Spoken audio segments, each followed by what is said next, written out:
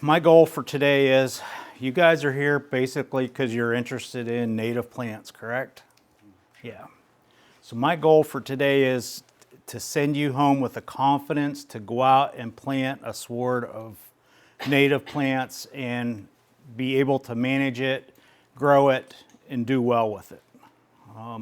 You're going to see all kinds of negative things about it and how hard it is, but it doesn't have to be hard. So we're going to go through, come on, maybe, there we go. I'm going to give you a little bit of background about me and the farm and whatnot. I've been in farming basically my whole life. I grew up in a conventional dairy that sold dairy cows in 1989. I was told I had to go to town and get a job, and that wasn't an option. I've had several businesses over the years. And whenever I got back into farming in 2008, my wife and I bought 7 big old registered Black Angus cows. And I'd get, the Farm Bureau would come to the farm and we'd have all these, how many cows you got? Got 40, I got 45. We bought a couple herds. You can't make any money doing that. So I'm one of those guys that, don't call me chicken. I'm gonna have to prove you wrong. So, you know, that really upset me, and they didn't realize they were doing it. You can't make money raising beef cows. So that's what kind of drove me, and I ended up having to change my mindset because we were trying to raise beef cattle the way we conventionally dairied cattle. So, and that doesn't work. Oh, my antivirus is... It's time for a system update. So we find that diversity is a huge deal on the farm, and we're going to look at that more in depth. Whenever I don't really advertise anything off the farm, and we're basically sold out all the time. So our quality, we have niche markets, as a lot of you folks do. We try to add value to our livestock, and then of course marketing that farmers don't really like to do. This is our livestock. We have around 60 head of cows, 80 head of sheep, probably 500 or so chickens. We run about 60 to 80 guineas. Hogs, we've started doing just feeder hogs. We have honeybees, donkeys. We got 13 mules and donkeys. You can see this is one of our guard donkeys here and behind my daughter. And turkeys, we raise heritage turkeys, and then of course we have geese. I really like the geese when it comes to the poultry aspect, because once you get them started, they can survive and thrive on just pasture alone. So I really like the geese. The hogs and the chickens, they're high input animals, and for me, I need to keep it as low input as possible because that's where your profitability. I mean, you start dumping feed, it takes about 750 pounds of feed to finish a hog to 220 pounds in that ballpark. So you can just figure that money already gone.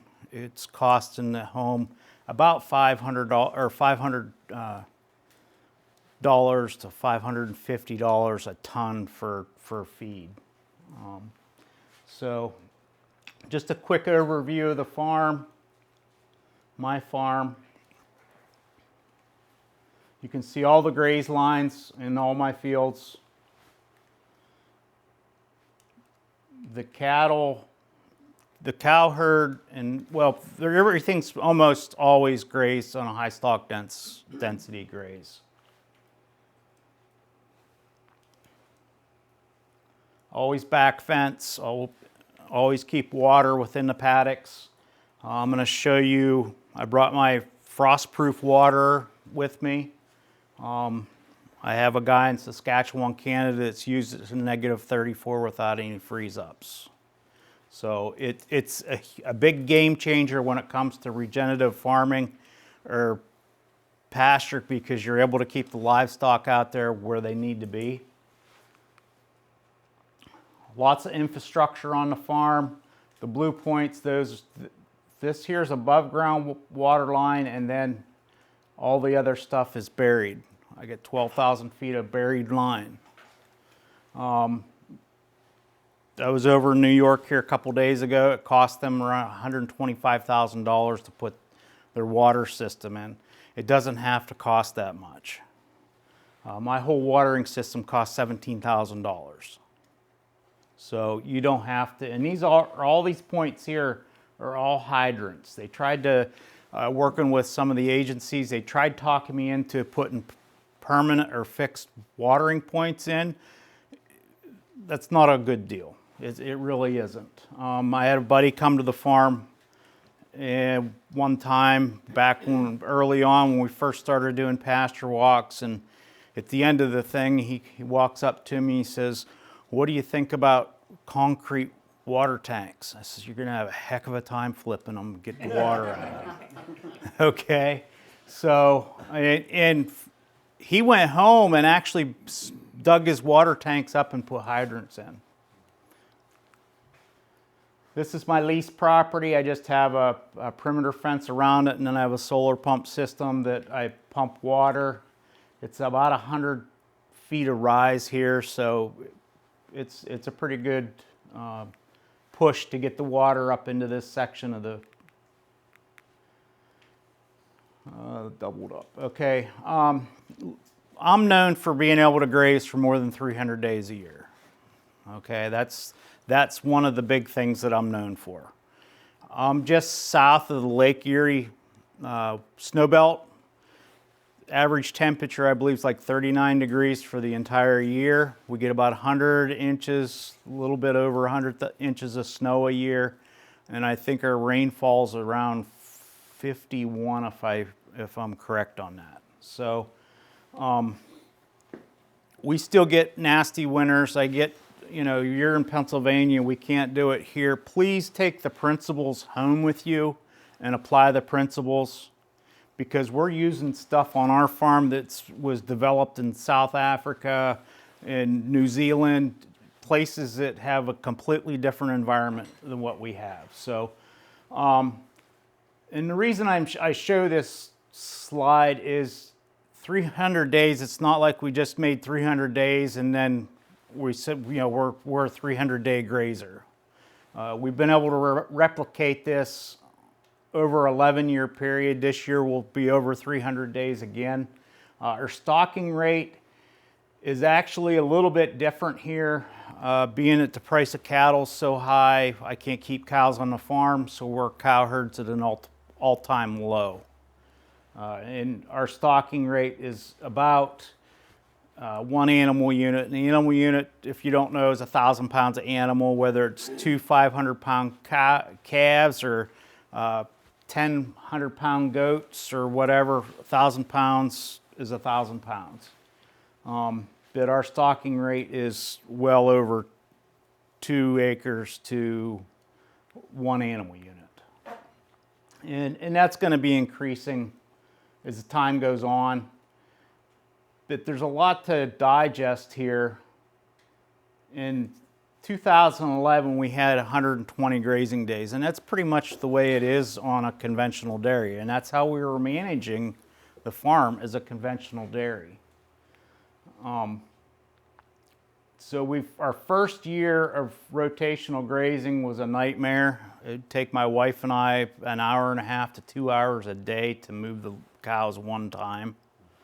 It was bad. Now we're able to, we've got it efficient enough. One person can set, pull fence, keep water with the cows, and move them in an hour and a half a day total. So if you work at it, you can set a lot of fence. Our 2016, we were working for 300 days. If you're setting goals on your farm, you always set your goals just out of reach. In the fall of 2016, it's like, duh, it's no wonder we didn't get our 300 because we're our goals. So in the fall of 2016, we changed our goals and we made 317. One time we made 343. we're not going to get, we're just going to get over 300 this year, I think. You can see we go 2 to 4 times a day, 2 to 10 times a day moving. You can see our animal units here. 2016, when we're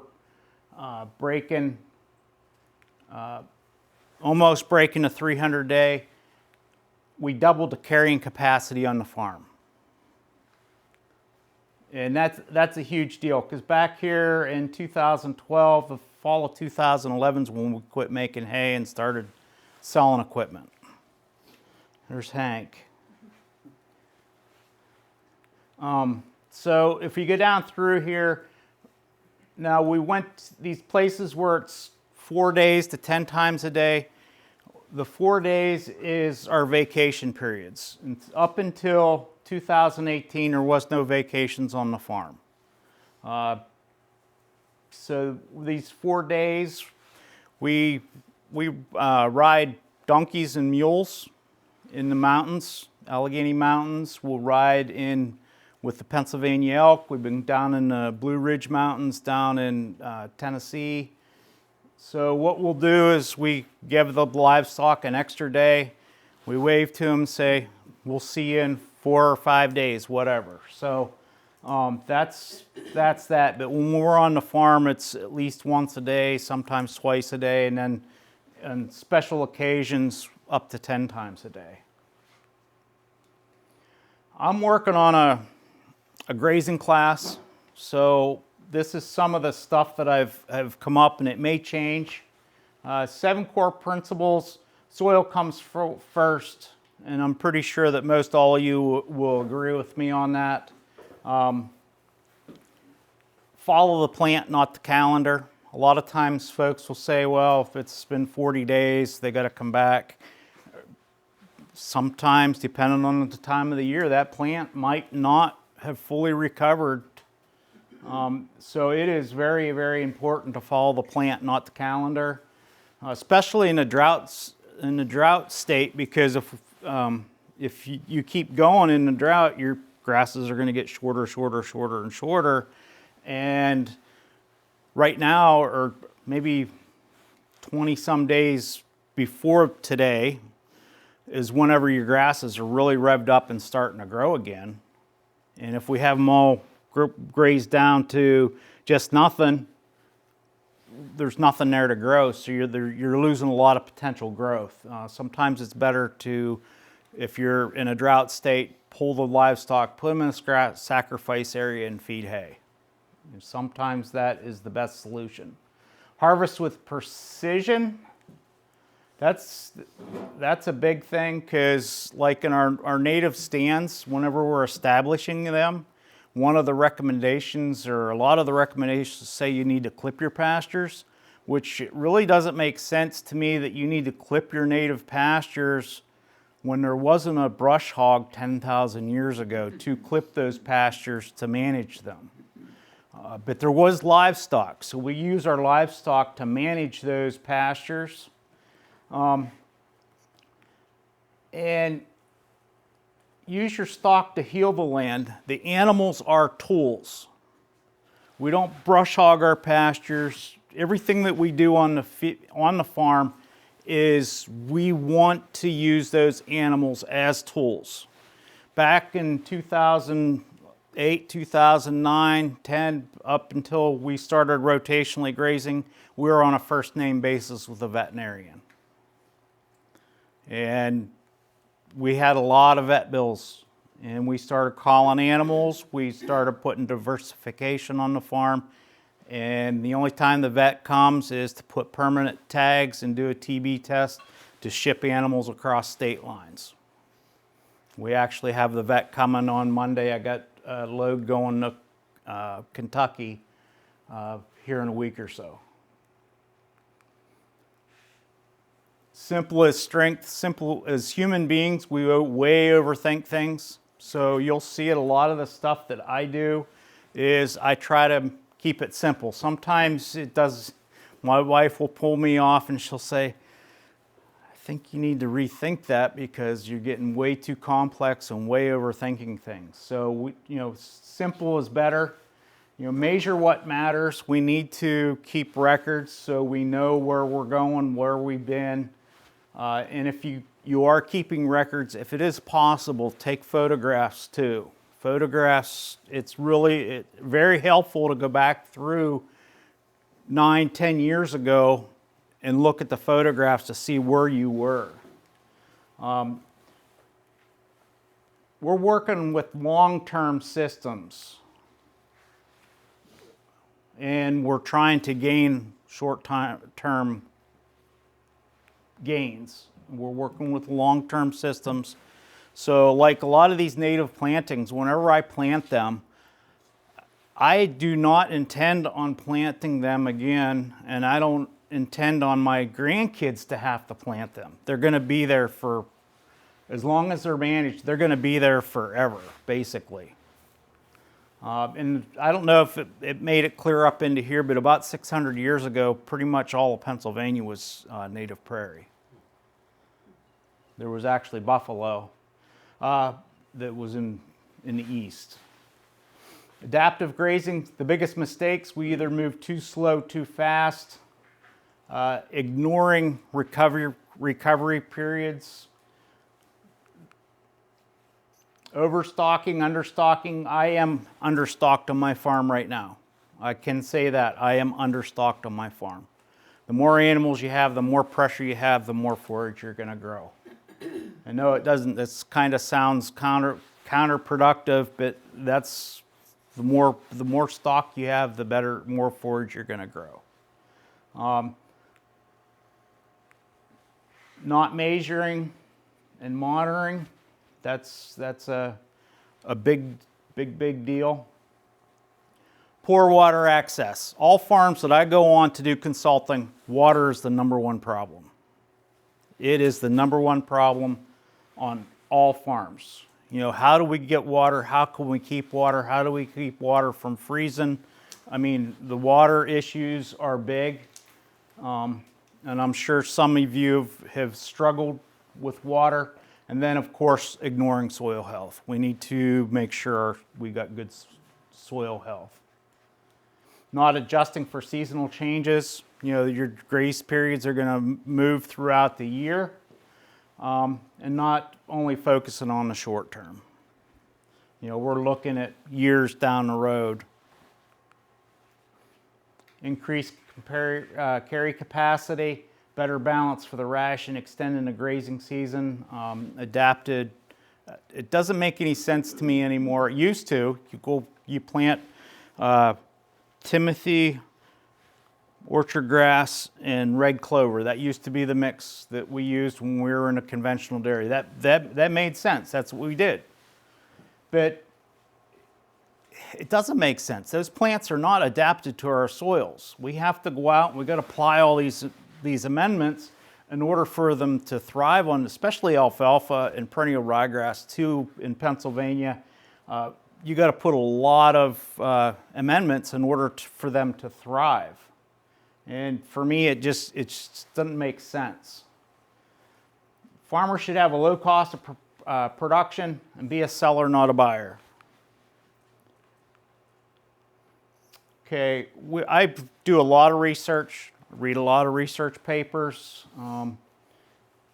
This was a turning point for me. I know that's 2001, but if you look at all the research and the studies, stored feed cost is the #1 problem on a farm. So that right there told me I needed to sell my haymaking equipment. Was it hard to wrap my head around? Yeah, it really was. Because you just kind of feel like, what am I going to do? My cows, I'm going to have to sell my cows if I don't do something right. But there's a lot of people out there willing to sell you hay. In every location, you can buy hay cheaper than what you can make it. I'm not saying it's going to be super high quality hay, but let me see here. We're going to look at roots. This here's another game changer for me.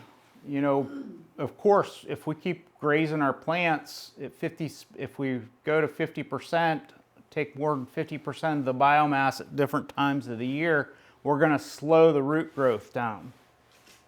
Right now, this time of year, whenever it was so dry, that's what we need, is those huge root systems. Whenever your system is up and going, this is what our cow manure looks like in 2 days. It's just pulverized with microbes and insects, and it's already starting to break down. In as little as 14 days, the cow pies are all gone off the farm. Meeting the grazing needs, integration of diverse cover crops. We work with a lot of cover crops when it comes to the warm seasons. But your cool season perennials, we have a spring flush, and then we have this fall flush. And then we have the summertime period whenever it doesn't grow. So we need to do something. We need to put the warm season perennials, annuals. Annuals work really well if you're just starting to build your farm.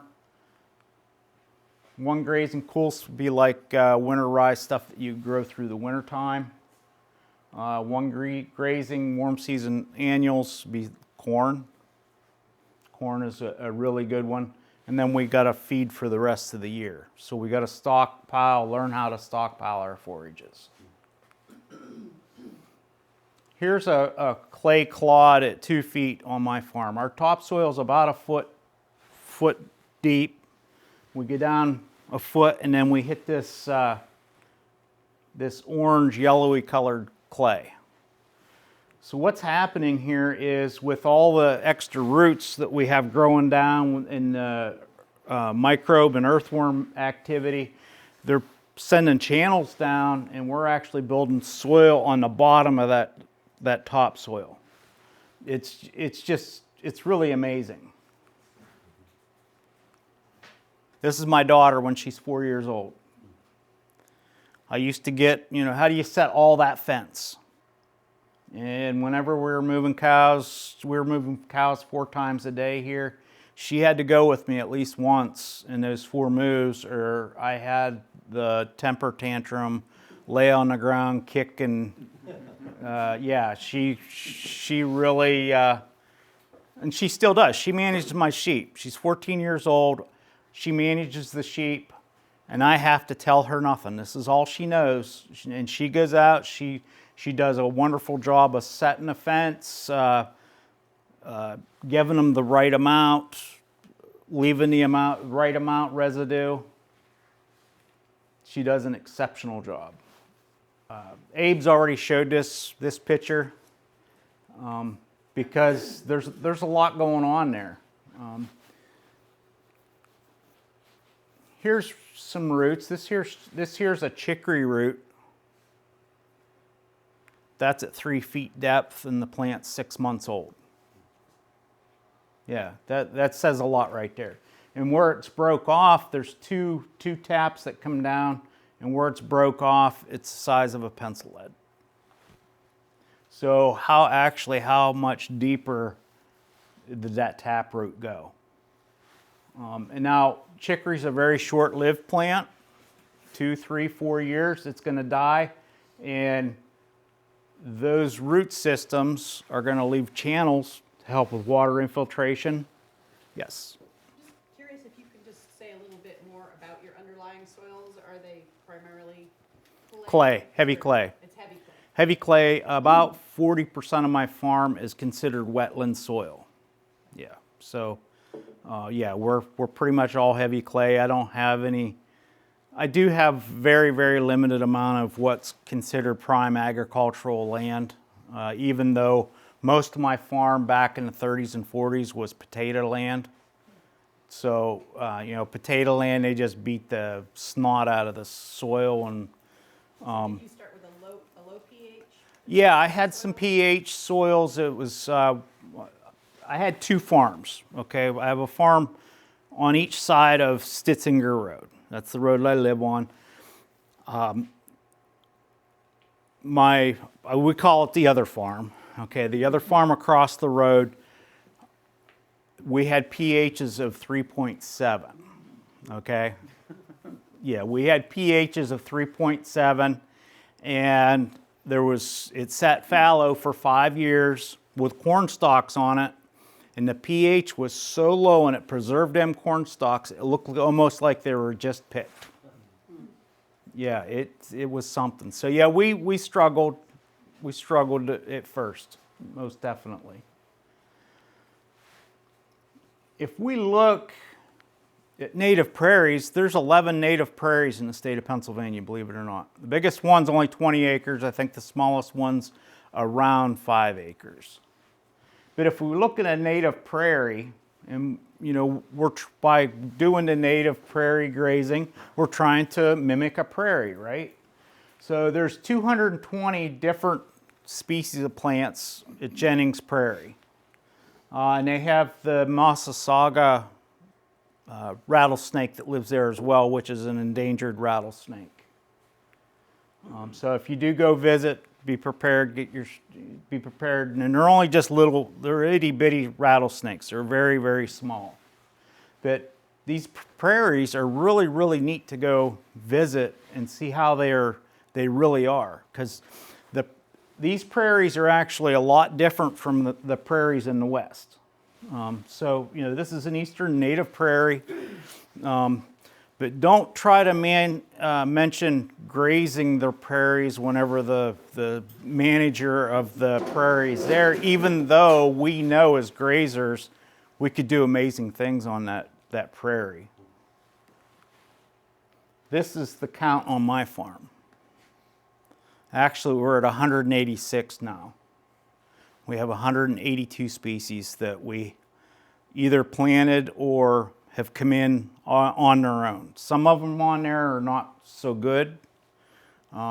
Well, I can't say they're not good. They're toxic for the livestock, but do all the plants necessarily need to be for our livestock?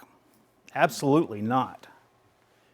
I look now at attracting pollinators and attracting birds and trying to look at the whole system, because a lot of these plants, like attracting pollinators, what are we going to get? We're going to have predatory insects that come in on the pollinators and other things. That helps with our fly problem, right? We attract birds. Naturally, that's going to help lower. We have a really major cutworm problem in my area, and armyworms. Bluebirds love cutworms. And is anybody familiar with the spotted lanternfly? It's coming into my area, so I'm gearing up trying to get birds there for whenever they do, and because the spotted lanternfly is going to be, it's going to be like the gypsy moth here back in the 80s. But you know, we have 40 million acres of lawns in America. That's a lot of, you know, we grow our lawns and they're not even native to America. It just doesn't make sense. You think about it. And of course we have our microbes. Let's look at some forage samples. We've literally done hundreds and hundreds of samples. And I brought some with me today that you guys are more than welcome. They're here someplace. I have a whole stack of forage samples here. If you want to look at them, I did a lot of individual species, the micronutrients that is in them. You're more than welcome to look at them. New England aster, 24.5% crude protein. Relative feed quality, 205. Grass leaf goldenrod, which they have some grass leaf goldenrod growing here. We found some. 19.9. And I didn't go through and just pick the leaves and the high quality stuff off these plants. I went through, and what we do is a bite grab, as if the cow was grazing. We just don't even look down, grab it, stuff it in a bag, take it back, cut it all up, mix it, and then we send a sample out. Shallow sedge, 17.8, not super high quality. And one of the things that we found with sedges, there's 20 some, or I don't know, there's over 20 different varieties of sedges out there, or species of sedges. Livestock typically don't like it, okay? What we found is sedges are most generally high in nitrates, okay? And if our plants are high in nitrates, it makes them bitter. So if we're able to rest them a little bit longer or get a good frost on them, they become more palatable. Rush is another one that typically the livestock don't like, but it's game on after we get a frost. Deer tongue, you guys have deer tongue here. This is one of my ones that I really like this plant. It will grow in that 3.7 pH easily. Relative feed qualities, I don't know if I would try and milk cows on it, but it will still make beef. And velvet grass, that's not a native. However, if you look it up, they're going to tell you that it is garbage. To me, that's rocket fuel right there. That's rocket fuel. If you put that in a cow and not have lower quality stuff to slow the rate of passage, you probably will lose weight on it because it's just going to go right through them. And I don't know, is anybody here familiar with velvet grass? It's a real cool grass.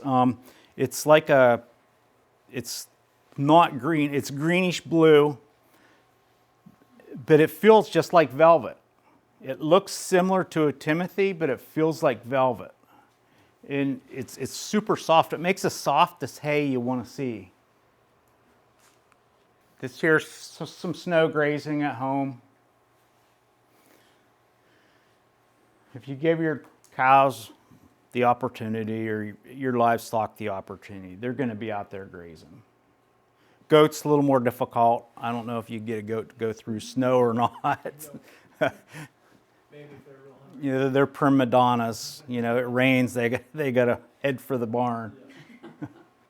No, they both do really well through snow. Cows, we've successfully went through 30 inches. And sheep, whenever they're grazing in 30 inches, their butts are sticking up out of a hole. Okay, their butts are sticking up out of a hole, and they use their front feet and they dig, and the snow's flying out of these holes, and the way they graze. Yeah, it's pretty neat. Cup plant, this is one that we're going to look at today. It's a great plant. Some people will call it a weed, but this plant will get 8 feet tall. And if anybody familiar with it here? Yep, a few. It has 2 leaves that wrap in around the stem, and that's where it gets its name, cup plant. And what happens is it collects the dew at night. In the morning, there'll be water around in that cup. And that is also another attractant for birds and insects and stuff like that. The birds don't have to go to the creek or go to a pond that's 2 miles away to get water. The water's already right here, so our birds stay on the farm versus go someplace. The seed heads, the finches, if you get any amount of it, the finches will come and take all your seed. The finches love it. One of the better things is I haven't found a livestock animal that doesn't like it.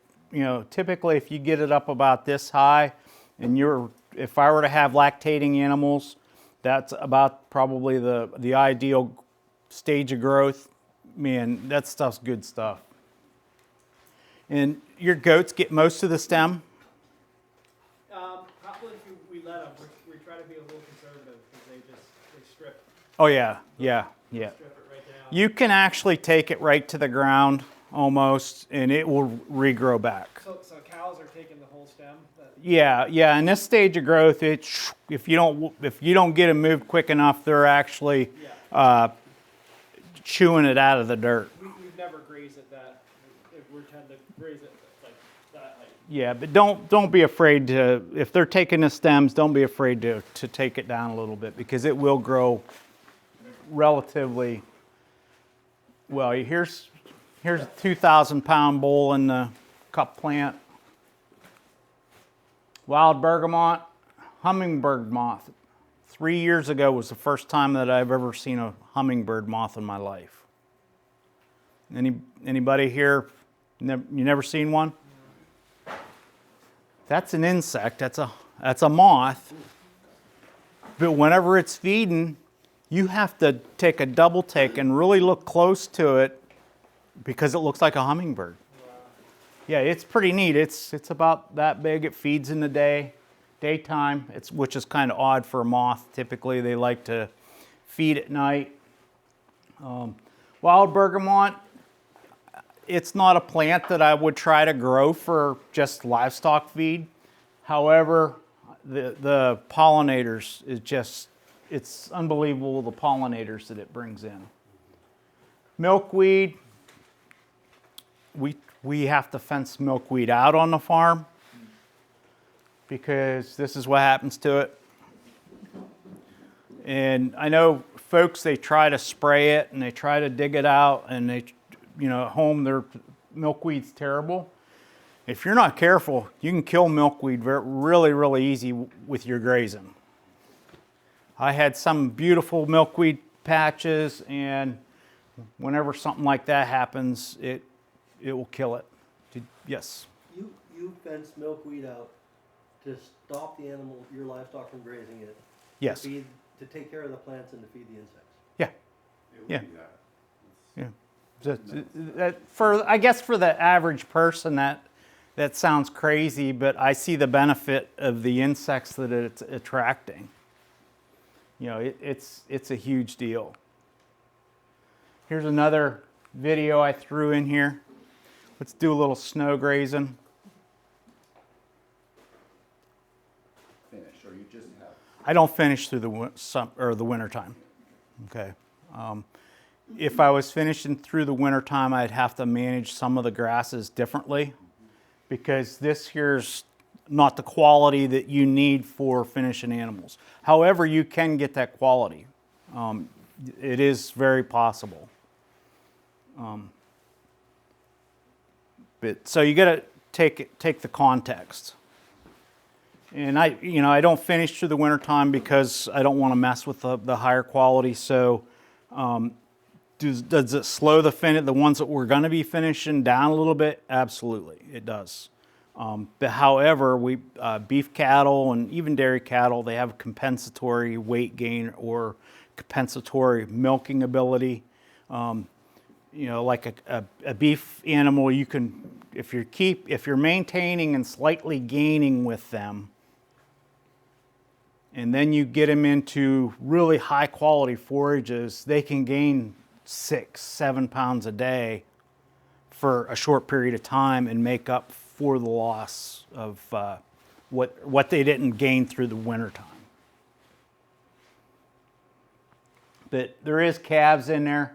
The mamas teach the calves. That's a yearling there grazing. So you're maintaining body condition through the winter when you come into spring? Yeah. And then this is kind of sort of what it looks like after we get done grazing those areas. I mean, there's not one snowflake that hasn't been unturned. They actually windrow the snow. Sometimes you hear folks, well, you can't graze because there's ice.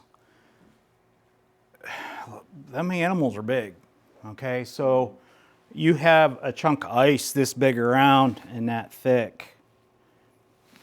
They just take their nose and flip it out of there. They just flip it right out of the way, and it's actually easier for the livestock because they're flipping that whole chunk right off, and then they expose this beautiful sward of grass that has been preserved in the snow.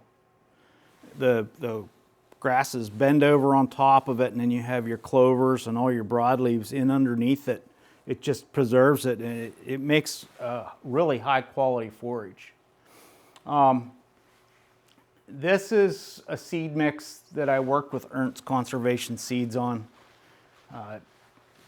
It only has 13 species in it. I thought I was really diverse at 13 species. I was on a farm just on Monday. I was on a farm, and this is the seed mix that I helped him develop for on his farm. I think there's 42 or 44 species of plants in this seed mix. Talk a little bit on money on seed mix. This year costs $25 a pound, and they want 9.61 pounds per acre. 9.1, yeah, okay, but let's say 10 pounds. That's going to cost you $250 to plant. Expensive, yeah, absolutely. But you got to take into account you're never going to have to plant it again. It's there. Is that a 200-year amortization? About 25 years? Yeah. That's one. I never thought, yeah, $1.25 a year, that's a pretty good deal. And you guys can take a look at this if you want to see what all's in it, but pretty much there's a lot of different plants. And we went out and we actually identified a lot of these plants and that he didn't think he had grown because he wasn't aware of what they look like. One thing that I don't particularly care for in a grazing mix is the partridge pea. The partridge pea takes so long to develop its seed pods. It's only an annual. If you graze it through the summer, you're going to graze it out because it can't get the seed produced quick enough. So I know that don't look so good on there, but this here's the field, first graze. There's me in it. Second graze. You know, that's cut plant, bergamot, oxeye sunflower. You can see the native warm season grasses in there. And then this is my border collie back here on the third graze. And if you notice, the species has changed through the 3 different grazes. So we actually clipped and weighed the grasses that was in there. We take 3 to 4 different samples and we would dry it, weigh it. So these numbers are relatively close to what was available there with no lime, no fertilizer. That per acre? Per acre, yes. 9.5 tons per acre. How much are you having them graze off of that? That's how much we harvested. Right. 9.5 ton. That's what the cows harvested. That's not what we left behind. So they consume 9.5 tons? They consume 9.5 tons off that. Yes.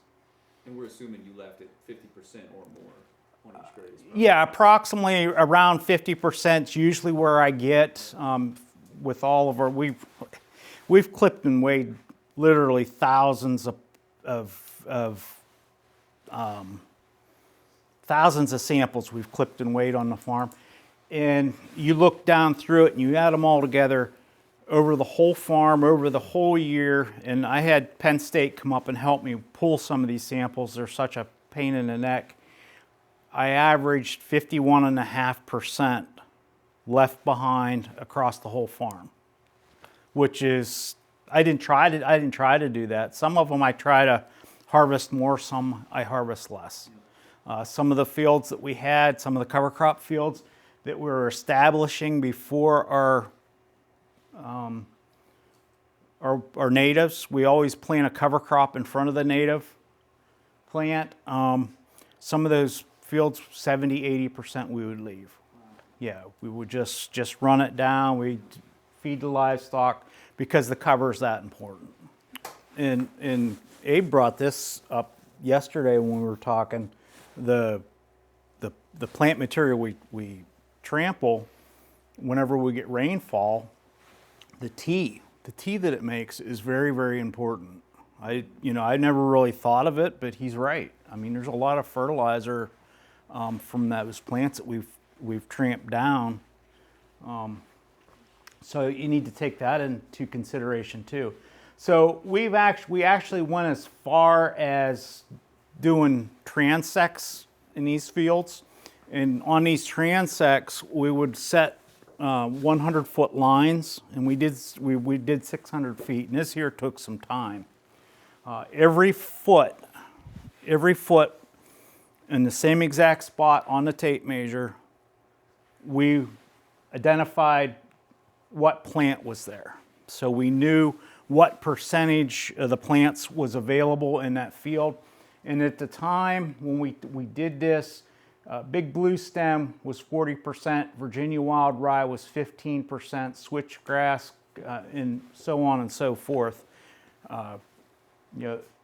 So we checked to see what all's in there. And Abe, I'm gonna send this PowerPoint to Abe so it's available to you, so you guys can get these numbers off of it if you want. How have you found that it changes over time in terms of the composition in those mixes? You're right. The composition does change over time. Like the first year, the first couple years, that's Virginia Wild Rye. Virginia Wild Rye, it's a short-lived perennial, so there's no Virginia Wild Rye in that field anymore. However, the Virginia Wild Rye can be grazed 2 weeks earlier than orchard grass. It comes on that quick. So yeah, the composition does change. You have to be careful. If you do too much rest on it, you're going to have more forbs come in. If you don't give it enough rest, you're going to take the forbs out. So you have to determine what you want to do, and then adjust your grazing accordingly. So yeah, it can. It's just like take for instance a Canadian goldenrod. Everybody knows Canadian goldenrod. If we rest it too long, we're going to have Canadian goldenrod everywhere. So it's very, very similar in that aspect. And we did custom grazing until the milk crash here a number of years ago. We lost 26 dairies within a 5-mile circle around me.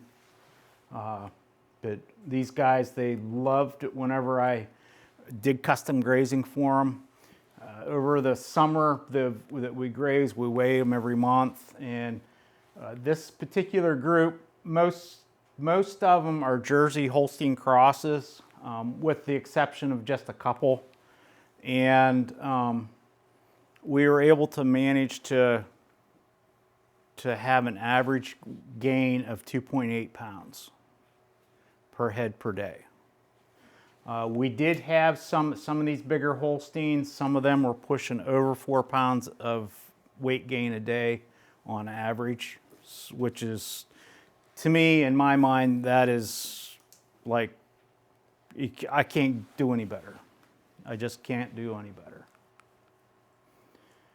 So I got the bright idea I'd stockpile some warm season grasses, and it's really palatable. The livestock like it, but for the most part, it's really crappy feed. Okay. Yeah, you're looking at 4 to 2% crude protein. However, we are able to utilize that forage. What we have to do is we'll put them in there for a day, and then we'll put them in a high quality pasture for a day.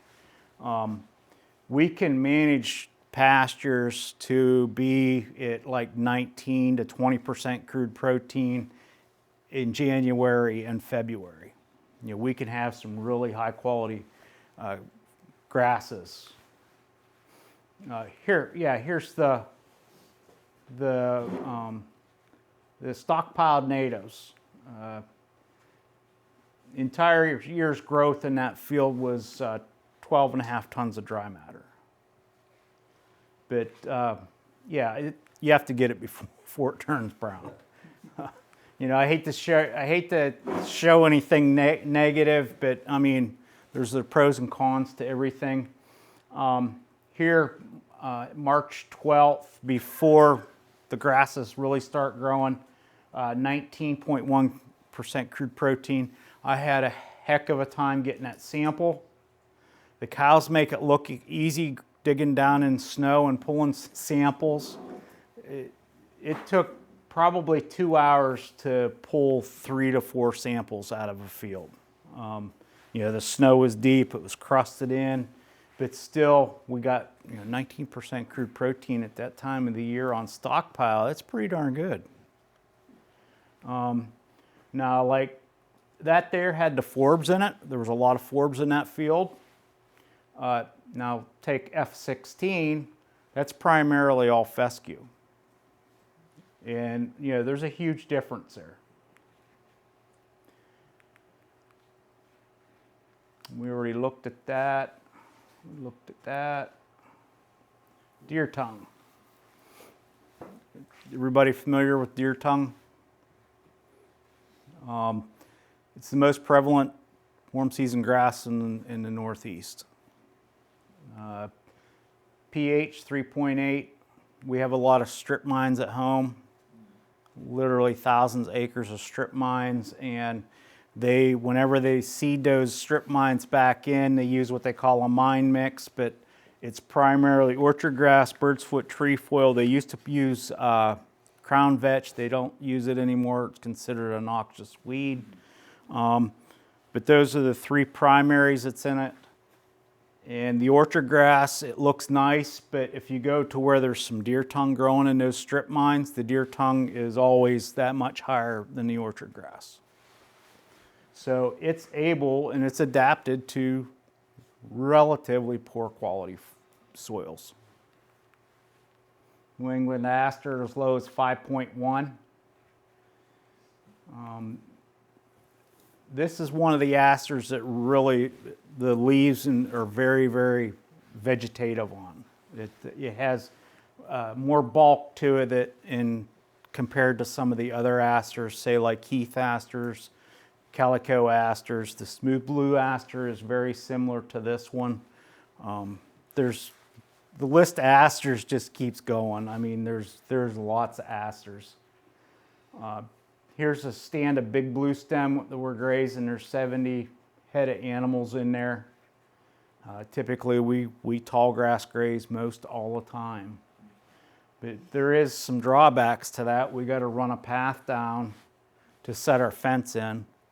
We set all our fence off side by side. We'll run a path down, and we need to keep the grasses. If it falls down, we don't want it to fall on the fence. Because if you've ever had to gather cattle or sheep and nice tall stuff, it's pretty difficult. Here's that same field. It kind of lays on a little bit of a hillside. 70 animals, big blue stem, Indian grass, and switchgrass. And that field is now transformed into a prairie setting, because this here to me is a monoculture. Just that is the monoculture. So we've since then gone back in and put our forbs and our native forbs and native legumes. Here's my little B1 bombers. We're going to talk about them here later on. Tree swallows. Those guys will take care of your fly problem. There's my kids. I was this picture here. My wife took of them. They're out. You can see how big they were. They're out setting fence. Mom sits in the buggy. The kid sets the fence and moves the cows. And I don't have this dog anymore, but that dog was amazing. Absolutely amazing. He was so smart. If you left a gate open, he would lay at that gate and bark at you. Yeah, I'm serious. He just the instinct. You can see my daughter. She's got her Superman shirt on, so. This here would have been, this stand here is all warm season grasses. You can see some of the forbs coming into it. That would have been June 29th is when those grasses look like that. I was speaking actually over here in Cornell whenever my wife sent that picture to me. Equine, they do well on native pastures as well. We'll graze the cup plant with our equine. We graze eastern gamma grass with the equine, sheep. The cows didn't get into our eastern gamma grass this year. The sheep and the donkeys got it, so. That's it for this one. So.